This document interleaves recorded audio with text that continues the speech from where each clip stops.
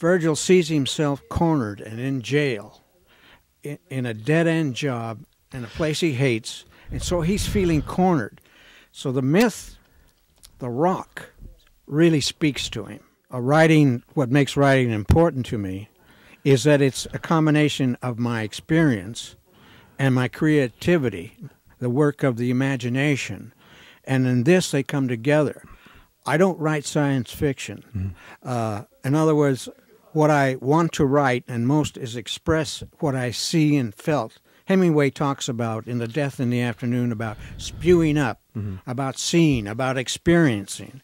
This what No Sun Without Shadow represents to me. I think this is my third novel, and it is the most well-written, it is the most complex, and it has, in that sense, the deepest meaning, which you got.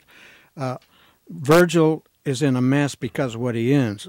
It's important to recognize Regina as the clear-headed person who I've made intentionally very traditional, very aggressive, and she tries to straighten Virgil out, but he is lost within himself, lost within where he's at, lost with the sense of the baby, and ridden by guilt of his Catholic background, and her demanding the child be raised Jewish, which brings the clash, the eternal clash between them, as they both try to work this out.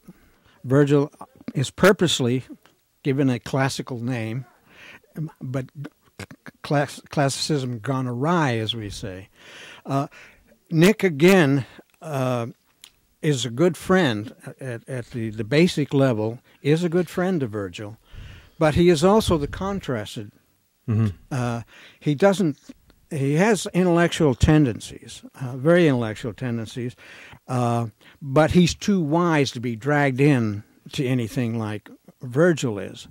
Virgil has to feel, you have to remember, is cornered. You have to keep that in mind. One of the key scenes, I feel, it's almost a throwaway, but he, during a break at the Dauntless Insurance Company, he looks out the window and he sees these guys, construction workers, well-muscled, sweating out, and to him, they're the freest guys on earth. It's a lie. We know nobody's free. That's the point. Exactly, right. But he's behind the window, closed in, and so he sees them as being free, as being real men. This is the dichotomy that continues to eat at him as he has to fool with all this paper. And then Regina comes in, and he obviously feels inferior to her in terms that, although he's the male, he has all those ideals, he's an ex-Marine, he has all those ideas that he should be in control. And with Regina, he knows he's not. She doesn't have intellectual tendencies. She's not formally educated, usually thinking college area. But Regina is very sharp, and she's very street smart. As you can see, she knows her way around. She knows what she wants, and she doesn't have any doubts. And then she sees her rival is not another woman, although there's some jealousy of the Nick's girlfriend, the way she dresses and the way Virgil seems to compliment. So there's a bit of jealousy there. But overall, she begins to see the real problem is his infatuation and obsession with the myth of Sisyphus itself, of which you'll see numerous, not only to Camus, but the myth of Sisyphus is a giant. In our day-to-day living, I see many references to the Sisyphean life, to pushing the rock up, down. I see even sometimes in football they call it the rock. Well, the funny thing is that as you were talking, I remember the myth of Sisyphus is I read this in college. I've read it 4 or 5 times completely since then. I was on the verge of a nervous breakdown a few years ago, and family sent me off to Australia with a friend I had, where I spent a year, and I had the Myth of Sisyphus with me, and I read it again. It's something that I will open from time to time reading it. But I'm a sucker for women that are well-built and good prose. Those are my two weaknesses.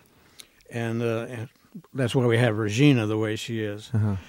But I remember you quoting the last paragraph in the Myth of Sisyphus, and sometimes friends come over to my house. I must have read this literally 1,000 times, and yet I cannot read this out loud without tears coming to my eyes. The language of this entire essay is just breathtaking.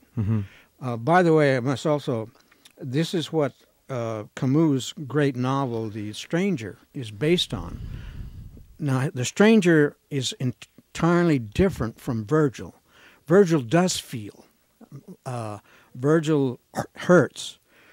Mersault in Camus' novel, who's Algerian, and as Camus was, I don't think many people, he is French, but he was raised in Algeria.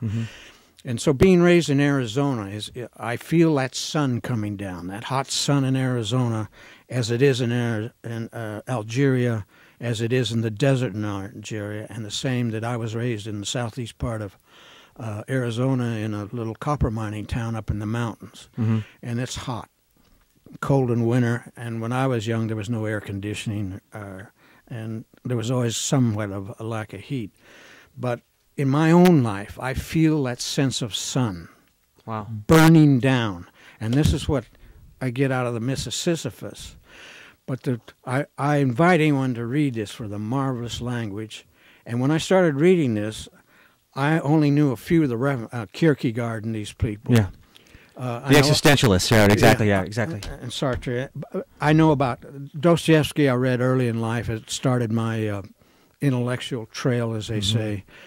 And as time goes on, at this point in my life, I have actually read about half of the references he's made. He was 27 when he wrote this.